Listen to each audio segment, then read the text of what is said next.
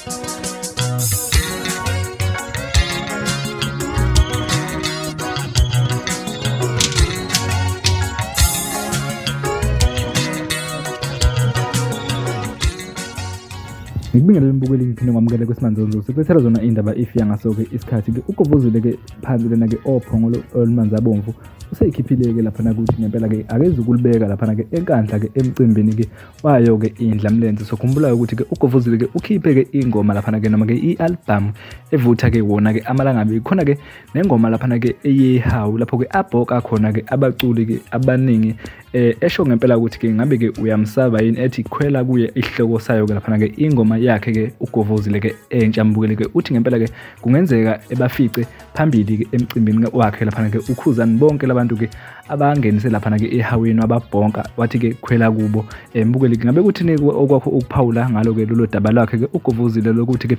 esabe ngempela-ke ukuya laphana-ke emcimbini-ke wakhe-ke ukhuzani-ke umfoka Mpungose. Nansi-ke ividiyo yakhe-ke ugovuzile-ke eyichazela kabanzi ngalo-ke lolu daba lwengoma yakhe laphana-ke abhonka khona-ke abaculi-ke abaningi mbukeli. Siyabonga.